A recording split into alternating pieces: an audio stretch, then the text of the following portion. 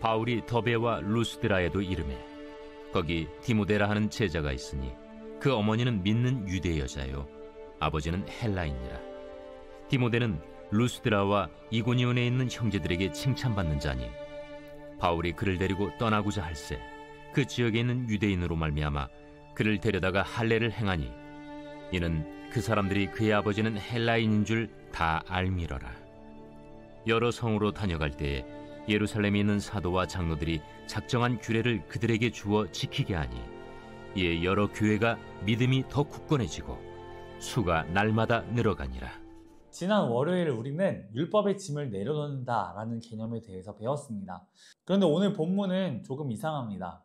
율법의 짐을 내려놓으라는 그 결정이 담긴 편지를 전달했던 바울이 역으로 율법의 짐을 지우는 것처럼 보이기에 그렇습니다. 바울 일행은 더베 루스드라 지역을 사역하던 중에 디모데라고 하는 청년을 만납니다. 이 디모데라는 청년은 유대인 어머니와 헬라인 아버지 사이에서 태어난 혼혈이었고 선한 성품을 갖고 있기로 굉장히 유명한 사람이었습니다. 바울은 그런 디모데를 동역자로 삼기를 원했습니다. 그래서 자신의 선교팀으로 데려왔고 그와 함께 사역을 합니다. 그렇다면 이제 디모데가 기대할 만한 것들은 이런 것이지 않겠습니까? 내가 바울의 선교팀에 들어왔으니 바울 선생이 알고 있는 복음에 대해서 더 많이 배울 수 있을 것이고 또 그가 갖고 있는 선교관에 대해서도 배우게 되겠지? 뭐 이런 것들을 기대할 수 있지 않겠습니까? 근데 바울이 이 디모데에게 가장 처음으로 내린 명령은 놀랍게도 할례를 받으라 라는 것이었습니다. 아기도 아니고 다 큰 성인에게 할례를 받으라고 바울은 이야기합니다. 그렇다면 바울은 왜 이 율법 준수를 요구했던 걸까요? 바울이 선교할 때마다 늘 최우선으로 두었던 대상이 이방인이 아니라 사실은 유대인이기 때문에 그렇습니다.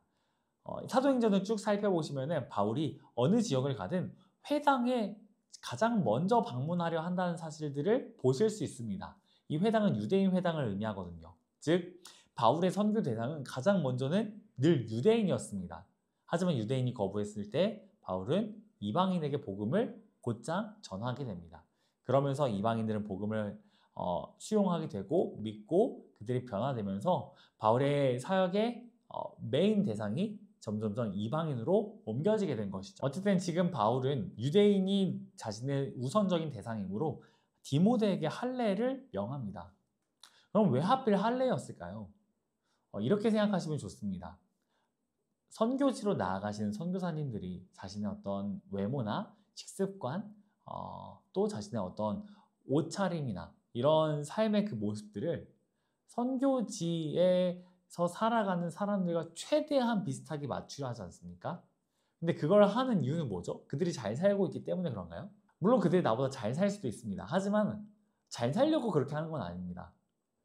그들과 같은 모습을 함으로써 좀 더 친밀한 관계를 구축하려는 것이고 그 관계 속에서 복음을 전하려는 것입니다. 즉 복음을 전하기 위해서 그렇게 행한다라는 것이죠. 마찬가지로 바울 역시 복음을 잘 전하기 위해서 무할례자를 할례자로 만듭니다. 사랑하는 성도님들, 바울과 디모데는 자유로운 사람들이었습니다. 복음 안에서 율법의 짐을 매지 않아도 되는 사람들입니다. 하지만 그들은 놀랍게도 복음을 위해서 이 자유를 포기합니다. 자신들이 짊어지지 않아도 될 그 짐을 매는 그러한 모습들을 보여줍니다. 그리고 사실 이들이 보여준 그 모습들은 예수님에게서 더 많이 볼 수 있습니다. 우리 주님께서 그들 이스라엘 사람들처럼 옷을 입으시거나 그 사람들처럼 말을 하시거나 그들처럼 밥을 드셔야 될 이유는 전혀 없지 않습니까? 하지만 그분이 그렇게 하신 이유는 우리에게 복음을 전하기 위해서 그러셨죠. 그렇다면 우리도 그렇게 살아갈 수 있습니다.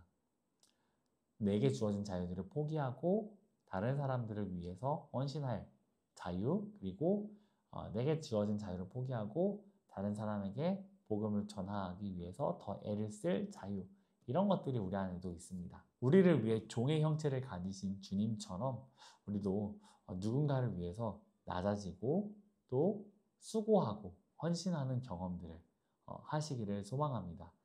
그렇게 우리가 주 안에서 믿음으로 그런 경험들을 할 때 하나님께서는 우리의 그 선한 사역들을 보시고 반드시 선한 열매들을 맺게 하실 것입니다. 우리가 이제 해피 인플루언서 살펴보겠습니다. 포기할 자유가 부담스럽게 느껴진 적은 없었나요? 그 이유는 무엇인가요? 두 번째입니다. 복음 때문에 포기한 것은 무엇인가요? 앞으로 포기해야 될 것도 무엇일까요? 예수님께서 우리를 위해 생명을 포기하셨다라는 사실을 기억하시면서 우리 역시 그 포기할 자유들을 누리며 주님을 닮아갈 수 있기를 소망하고 제가 기도하고 마치도록 하겠습니다. 하나님 아버지, 우리에게 참 포기할 자유가 무엇인지 알려주셔서 감사합니다. 주님, 우리는 자유하면은 그냥 내 마음대로 누리며 사는 것이라고 생각하곤 했습니다. 그러나 진정한 자유는 정말로 사랑하여서 내 자유를 포기하는 것까지 포함한다라는 사실을 배우게 되었습니다. 주님께서 우리를 이토록 사랑하셨다는 사실에 깊은 감동을 느낍니다.